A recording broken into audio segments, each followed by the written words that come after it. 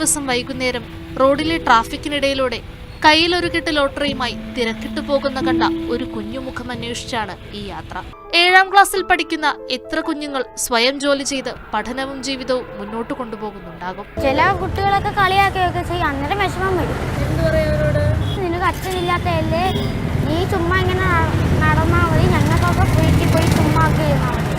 എനിക്ക് സന്തോഷമാണ്. എൻ്റെ അമ്മ സഹായിക്കാനാണ് ചെയ്യുന്നത്. അത് വേറെ ഒരു തെറ്റുമില്ല. 3 കൊല്ലം മുൻപ് പിതാവ് മരിച്ചപ്പോൾ മുതൽ വയ്യാത്ത അമ്മയ്ക്ക് സഹായമായി ലോട്ടറി കച്ചവടത്തിനിറങ്ങിയതാണ് ഗോഡ്വിനും. ഒരാഴ്ചയ്ക്ക് ശേഷം വീണ്ടും ഗോഡ്വിന്റെ കൊച്ചു വീട്ടിലേക്ക് ഒരു യാത്ര പോവുകയാണ്. ഇത്തവണ അവന്റെ സന്തോഷങ്ങളിലേക്കുള്ള താക്കോലുമായാണ് യാത്ര. മാതൃഭൂമി ന്യൂസ് വാർത്ത മുഖ്യമന്ത്രിയുടെ ഓഫീസിൽ ശ്രദ്ധയിൽപ്പെട്ടതിനെ തുടർന്ന് ഗോഡ്വിനെയും കുടുംബത്തെയും നേരിട്ട് കാണാനെത്തിയതാണ് മന്ത്രി GR അനിൽ.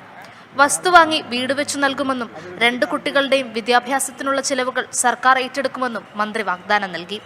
ഒപ്പം അമ്മ ബിജിക്ക് കുടുംബശ്രീ വഴി ജോലി നൽകാനും തീരുമാനിച്ചു. മാതൃഭൂമി വാർത്തയാണ് എന്റെ ശ്രദ്ധയിൽപ്പെട്ടത്. അപ്പം ഭക്ഷണം, ചികിത്സ സൗജന്യം ഉറപ്പാണ്. രണ്ടാമത് അവർക്ക് ആവശ്യമായിട്ടുള്ള ഷെൽട്ടറാണ്. ഈ പുതിയ വസ്തു കണ്ടെത്തി വീടുണ്ടാകുന്നത് വരെ അവരെ നിലനിർത്തുക എന്നുള്ളതാണ് നമ്മുടെ കടമ. റേഷൻ കാർഡ് പോലുമില്ലാതെ ജീവിതം മുന്നോട്ട് കൊണ്ടുപോയിക്കൊണ്ടിരുന്ന ഗോഡ്വിനും കുടുംബത്തിനും പുത്തൻ റേഷൻ കാർഡ് സമ്മാനിച്ച് ഒപ്പമുണ്ടാകുമെന്ന് ഉറപ്പ് നൽകിയാണ് മന്ത്രി മടങ്ങിയത്. ഗോഡ്വിന്റെ കഥ പ്രേക്ഷകരിലേക്ക് എത്തിച്ചപ്പോൾ നമ്മളും ആഗ്രഹിച്ചത് ഇതാണ്. ഇന്നിതാ അവൻ്റെ സ്വപ്നങ്ങളൊക്കെ പൂവണിയാൻ പോവുകയാണ്. അവനും ആ കൊച്ചു കുടുംബത്തിനും ഒരു വീടൊരുങ്ങാൻ പോവുകയാണ്. ഇനി മുന്നോട്ടുള്ള ജീവിതത്തിൽ താങ്ങായി സർക്കാർ ഒപ്പമുണ്ടാകുമെന്ന് മന്ത്രി GR അനിൽ തന്നെ നേരിട്ടെത്തി വാഗ്ദാനം നൽകിയിരിക്കുകയാണ്.